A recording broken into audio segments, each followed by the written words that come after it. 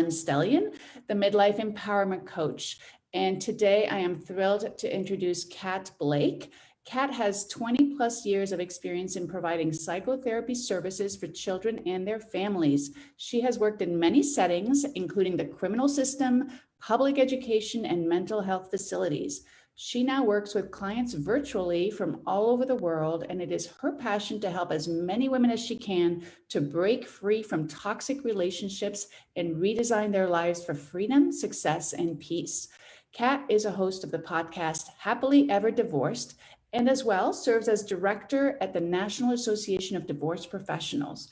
Kat resides in the Boston area and is a single mama to her 14-year-old hockey-playing daughter and a hound. Well, Kat, welcome. I cannot wait to hear what you have to share with us today around the myths about the divorce process. I'm going to turn this over to you. Well, thank you so much. What a great introduction. And I'm honored to be here. And I really admire your work and your population and the women that you're helping. So thank you. So where should I begin? Should I start with the myths of divorce? Yes, please do. I would love for you to share those myths with our audience today. So certainly, and I, sometimes drop in a little bit of my story because I want people to realize that I feel like me, myself, have made all the worst mistakes that people could make going through divorce and also a legal battle with my ex-husband. And so the reason why I do this work is because I'm really passionate about helping my ladies save thousands in legal fees, but also save their integrity, their ability to be present for their children, their sanity, their mental health, all of it, because whatever happens in divorce can impact generations to come. And so that's why I'm really passionate about doing this. But myths, let me tell you, when I went through my own divorce, which was 10 years ago, it was a high conflict divorce. I really had this idea that, you file for divorce and you end up just like Kramer versus Kramer. I'm probably dating myself, but that it would be like that movie and I'd be in front of a judge and I had this, these sort of fantasies of the world writing itself by the judge saying, well, of course, Miss Blake, you have a very difficult husband. Let us award you everything that you were asking for. And then I would march off, on my horse into the horizon. And that is not at all how the divorce process works. I mean, I didn't even know that there was different ways of getting through the legal process. So there's not just litigation, which is what most people think of, which is two opposing attorneys. But there's collaboration, there's mediation, there's do it yourself, and there's all sort of, now there's more stuff that's kind of like in between, like you can do parts of it yourself and hire attorneys to do other parts of it. So there are all these options that were out there that I didn't know, and I think most people don't realize that when they're starting their process. Gosh, the other myths, there's so many. I think a lot of my men come in and they're terrified that they are going to lose custody of their children. And I think a lot of my women are terrified that they're going to lose their home, they're going to lose their financial situation. The court systems across our country are really invested in children being with both parents. They're also invested in both parties coming out in as equal or as fair of a situation as possible. So for example, I use the one person's here, one person's here. The courts really want to make sure that everybody's here because they're invested in both parents being able to support themselves and support their children as well. I think there's the assumption, there's a myth that it's damaging to children. Research proves that children actually do better a year post-divorce than they were doing prior to the divorce. Children often pick up on conflict, whether it's overt conflict or not. Which is why, by the way, I started, for years, I was an anxiety coach for children. And I would say 75% of the time, these families would come in and I'd start peeling back the layers and realize that divorce was somewhere on the horizon, but certainly there was conflict within the parent unit. And so children often hold the symptoms of what's going on in the larger system. So they are absolutely impacted, even if the mom and dad are not overtly fighting or arguing in front of them. So if you do it well, if you get through the divorce system and you're co-parenting well, your children are fine. And 65% of first marriages end in divorce. So the majority of children are dealing with the divorce at some point in their childhood. Yeah. But if you can navigate it, and this is where I really come in to do my work, because the legal system it's a business. The divorce business is a business, pure and simple, that makes money. I mean, it's sad to say that, but they're really looking at the business of it. So they're looking at how do you divide your assets? How do you split children? And children really are considered property for the divorce agreement, which is sad to consider. Right. But it's not really equipped to deal with emotions. The system is not equipped to deal with personality disorders. It's not equipped to deal with addiction. So, you're sort of pouring the most vulnerable time that people feel in their lives and pouring it into this black and white, regimented, outdated system. And that's where I think the whole process does people wrong. And at the end of the day, if we can help people gently get through divorce, we're really saving their kids, Yeah. And so talk to us a little bit about what's a divorce coach and what does a divorce coach do in the process? So that's a good question. So it's a little bit different with everything. So I always say I'm a therapist by training. I trained initially in psychoanalysis, by the way. And therapy is so helpful and people need it. And it's really ego supporting. But what therapy does on the most basic level is it looks at your childhood to understand how your childhood is impacting who you are today. Coaching is really about here's where we are today. We might go backwards just to understand where we are today, but it's really about helping you move forward. It's about breaking old cycles. It's about not continuing to blame your parents, but saying my parents did the best they could, for good or bad. And how can I take that as a gift and transform it so that I can get to where I want to be in life? So at the end, at the bottom of it, when people are coming in, I'm helping them with the emotional process of the divorce. And I always say, let the emotions move through you, but don't be your emotions. So we're going to move through them. I'm not ignoring the emotions, but it's helping people transform them in a way where it becomes a learning experience and helping them move forward. Also, if they come in with me, they're also getting the legal help because I am a trained guardian ad litem. I'm trained in how to do a custody evaluation for the court system. I have a team of professionals that I work with. I have attorneys, mediators, real estate, financial analysts. And so we're getting together your team, and that also helps you streamline your process. So instead of you having to whip out your phone book and get referrals and find all these different professionals, when you work with me, I'm already plugging you into the right professionals at the right price point too. And that will help save you money in the long run as well. But you're in Boston, so aren't the needs different by state, or can you work with somebody anywhere in the US? So in the US, I can. So part of being part of the NADP, the National Association of Divorce Professionals, whom I cannot commend enough because I jumped right on board when I found out about them a couple of years ago.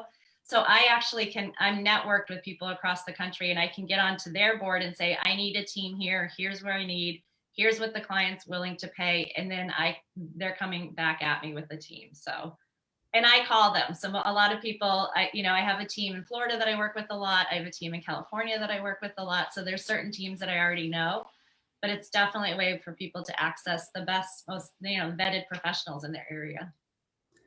And what are you helping women? I mean, you're getting this team together, and then does it depend on the direction that the divorce is going, whether it's going to litigation route or the collaborative route or the mediation route? Like, I know and I've had several girlfriends go through, in some cases, some very difficult divorces, that in the collaborative route, a divorce coach is often part of the process, kind of baked in.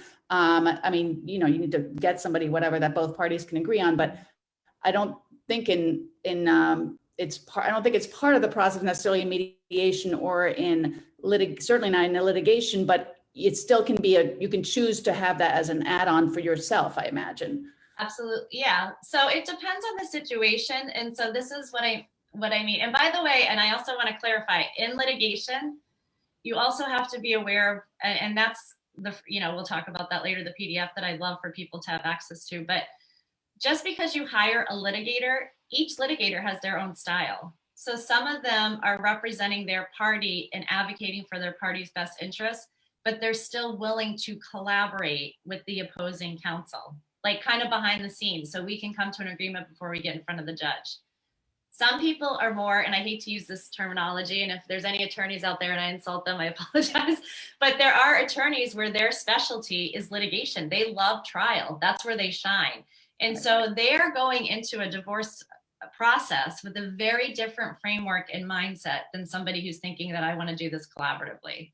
And so that's something to be aware of, because if one party hires kind of the shark and the other person hires the gentle, let's work behind the scenes, you have a mismatch in attorneys.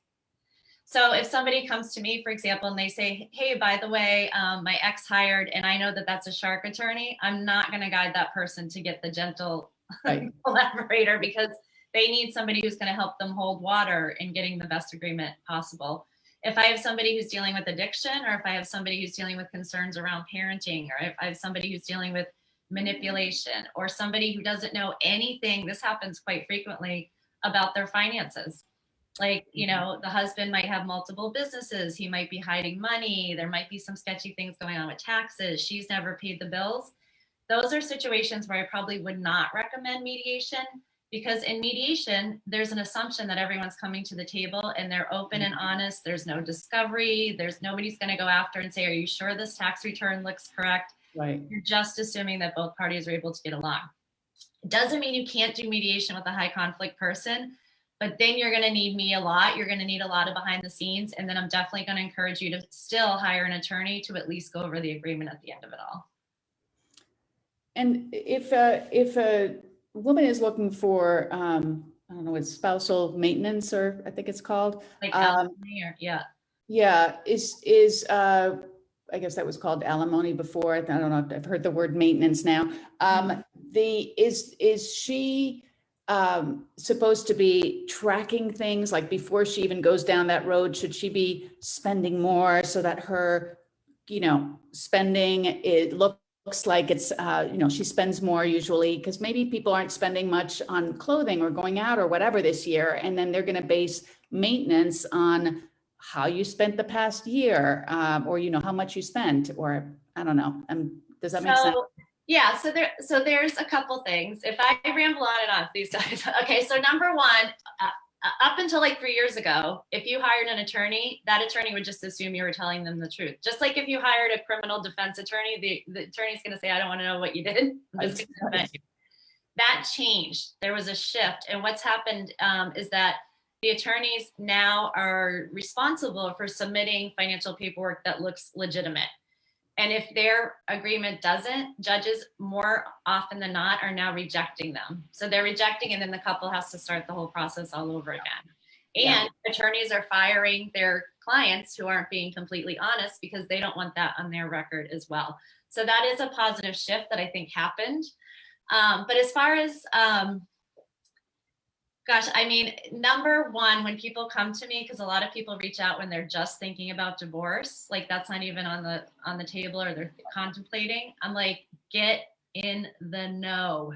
Get in the know about your finances. Know about how much it costs to have your house, your budget, how much is food. Every single thing that has a number on it that comes through your mail, you want a copy of. And so I'm really encouraging women to come at it from a position of power, because the more you know, the better of a job you're going to do at advocating for yourself through the divorce process. Right. And so it's really, and then even going to your partner and saying, hey, I'm just wondering, like, how much did, what was our tax for next year? Or, it's like going down that route and just trying to get an understanding of your finances. Right. Absolutely. It's so very important. And part of the divorce process is you fill out oodles of financial paperwork. One of them is your budget. And I always encourage my clients, I say budget up, because people make a very common mistake by budgeting down, right? So inflate the numbers a little bit. It's not like a researcher is going to go and sift through it and see if it's correct or not. But, if you're spending $500 on heat in December, then put the $500 a month is what you're spending for heat. So, God, yeah. Because one of the things is, if you keep your home, at least here in Massachusetts, you actually need to show that you can support the house on your own. Right, right. And doesn't the number of years you've been legally married factor into spousal maintenance? And absolutely, yeah. So it's over 10 years. Shorter than 10 years is considered a short-term marriage. So guess when most people want to get divorced, by the way? Yeah. When? It's usually like 8 or 9 years. And sometimes, really? Yes. Yeah, so but this is where my financial people come in. This is where the team approach helps. Like, I've sat down with the financial advisor on our team and my client, and we've literally said, you know what? It would be better and more beneficial for you to file 4 months from now than right now. Interesting. Yeah.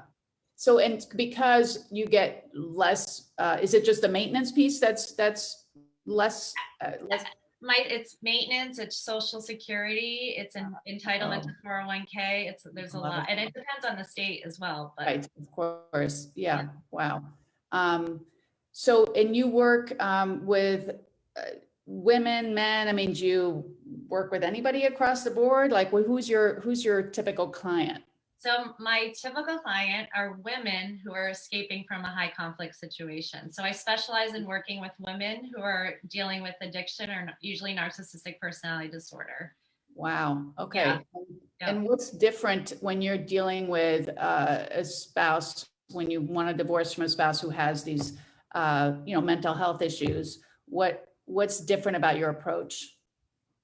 So here's the thing, and this is part of the biggest frustration, I think, for all of this. I think for these moms, there's a big concern around parenting. Yeah. Because though the dad might not be physically abusive, there is some emotional abuse that's going on. And so it's helping them come at this from a position of power, because they're, and by the way, I've lived it, so I get it, but they're wrestling with feelings of guilt. Am I leaving my children unprotected? Sometimes they're wrestling with just sitting in their authentic self because they've been gaslighted for so long. They've been told that they're the reason for anything wrong that ever happened in the household for decades, often, right? And often their self-esteem is really not soaring high. So now you're asking them to go into this legal process that's very emotional and taxing, and be able to advocate and stand up for themselves around what they want. And that's really challenging and hard. Especially, I mean, if you've been victimized in that way for a long time, to then be asking the victim to feel into her power and come out and, defend herself and take the high road and whatever, it's got to be very hard. And I mean, I'm assuming there's a possibility also, especially if you want to protect your children, that there's an opening there for you to get full custody. So this is what I mean. The legal system is black and white. And number one, a lot of legal professionals are not aware of how to diagnose or look for personality disorders. And then often they'll just say, we don't want to know. Even with parental alienation, they'll just say, that's not our expertise. We don't want to know. We're not factoring that into the divorce process at all. So explain, for people who don't know, I'm familiar with parental alienation because a girlfriend of mine went through it. But for people who don't know, can you explain what that is? So it's really when one parent manipulates the children to turn against the other parent. So, and it's very sudden. I mean, that you can see this happen because children will go from all of a sudden loving that parent and loving the parent's extended family to using adult language that's been modeled to them by the abusing parent, and really turning, against that other parent, not wanting to spend time with them, calling them names, being somewhat abusive. So it's really horrible. And to me, it's one of the worst, offenses of abuse out there, because it really does some serious damage to these kids. Right. I mean, we're talking about kids who are very impressionable and who, oftentimes are trying to please. And when mom and dad are in different places and telling them very different things, who are they supposed to believe? It's got to be really confusing. And I don't know how you heal from that. That's a long road to healing. And you got to think, I mean, all of us, we, as children, we adapt to our environments because we know what we need to do to survive. So, for some of these children, they might even on some level know that they're being manipulated, but it's so scary to turn against a parent because they're not old enough. Teenagers are usually a little different. They kind of see things because they're sort of like, their identity is with their peers. They're able to peer into their family and kind of see a little bit better the pluses and minuses, if you will. But for younger kids, that's really difficult to do, Yeah. Oh, yeah. Any other myths we haven't unpacked yet? I mean, again, it's like I was telling you about my story. I think that feeling of like, my ex has been a jerk or he's been a narcissist, and I'm going to go into court, and this is like when it's all going to come out and I'm going to get what I want. And that's not what divorce is about. And that's the thing.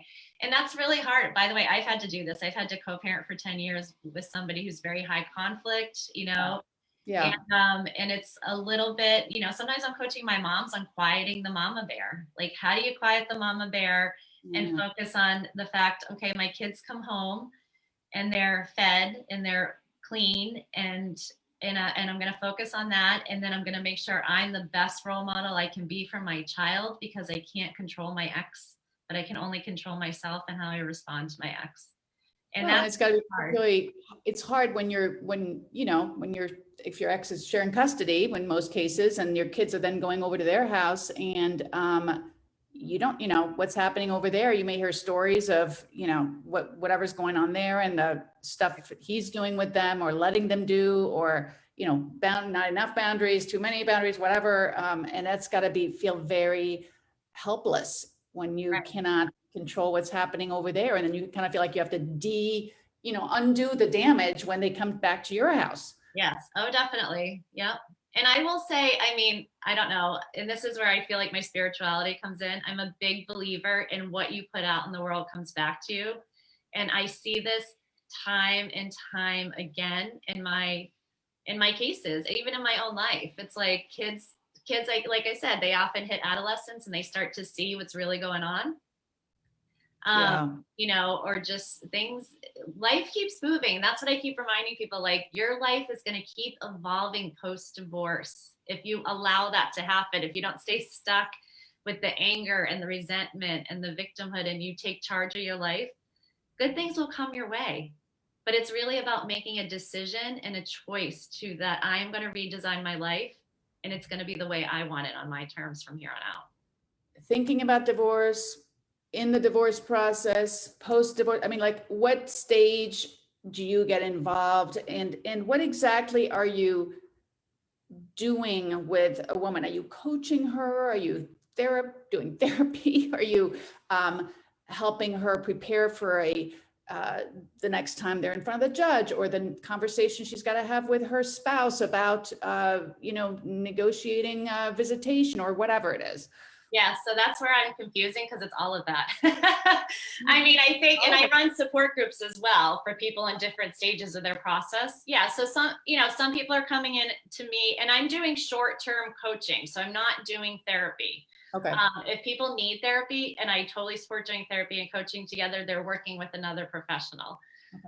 Because my job is getting you onto the road to recovery and hitting milestones in as quick of a way as we possibly can help you get there. But it's everything. It could be like, how do I tell my husband that I want a divorce? A lot of times I'm working with somebody for a month on that. Right. How do I tell my children? How do we tell the children that we're divorcing? I've worked with couples who want a month of coaching to figure out how to divorce in a non-conflictual kind of way. I've done that. Yeah. Mostly I'm working with women who are going through the legal process. And most people work with me for 3 months at a time at a minimum. And then they can still continue with the group. I have a private Facebook group as well called Diva Your Divorce. So they're really plugged into the whole community. So they're also able to ask other members, like, have you guys ever experienced this? How did you guys manage this? Because to me, people sharing their stories is one of the most healing aspects of the program. That you feel you're not alone, that other women are going through this with you. You have a support network, a sisterhood. And Diva Your Divorce, is that then only for your clients, or can anybody who's going through a divorce, any woman, I'm assuming. So it's people who've gone through some or part. So, I have different parts of the program. So some people are just doing my groups. Some people just do my 1 or 2 day workshops and retreats. Some people are doing the one-on-one coaching. So if you've ever been a member at any point in the program, it's Diva Your Divorce. And we have about 275 people in there, I believe. Wow, that's nice. It's intimate enough, but it's substantial enough that you're going to have a whole range of experiences, I'm assuming. Right, absolutely. Yeah. And so here's the other. So now, then people started coming back to me post-divorce and wanting help with dating. And I was like, why? I'm single. Right. Yeah. So I've started recently doing some workshops for dating post-divorce. I'm doing a clubhouse room. Oh, great. Divorce. Yeah. So I'm starting to get involved in that. And before COVID, I was hosting some singles events for folks. Yeah. Oh, very cool. Yes. So you're soup to nuts. You take him through the whole journey and beyond. I want everybody to have a clear, smooth path, because I didn't. I learned through a lot of mistakes, but I had to go through my own healing. I had to heal myself of my own codependency, which is a real sickness. I was love addicted. I made really bad relationship decisions, lost myself in my relationships. So I've done energy healing, I've done business coaching, I've done mindset coaching, I've done Reiki. I mean, everything. I read every book under the sun. So I'm really, I've taken all that knowledge, all my therapy knowledge, so that it's in this like nice, clear program for people.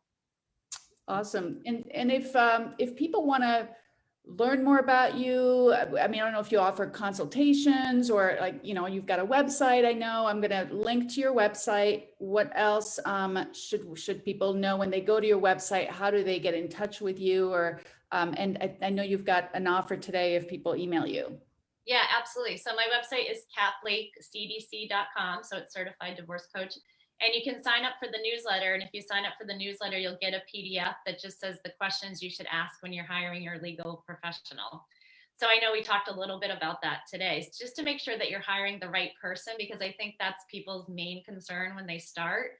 And it's good to have a good match. That's just going to make you have a nice, smooth transition into starting the legal process versus being like, what is going on here? Yeah.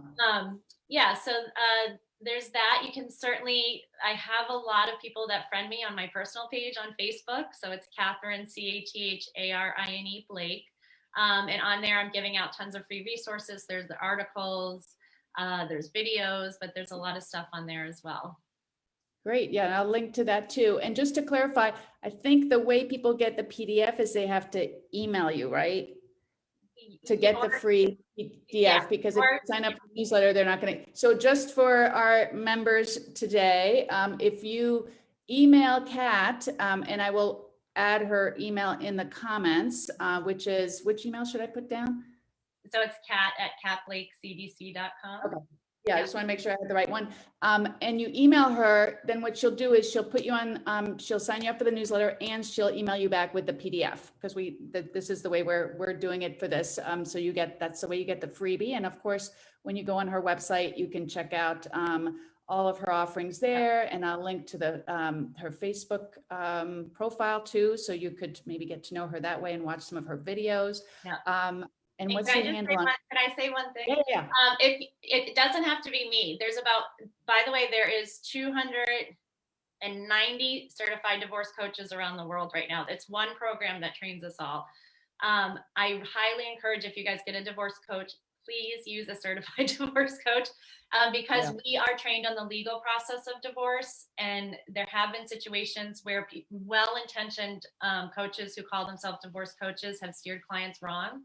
And that can really throw your case. And so that's why I'm encouraging you. Yeah.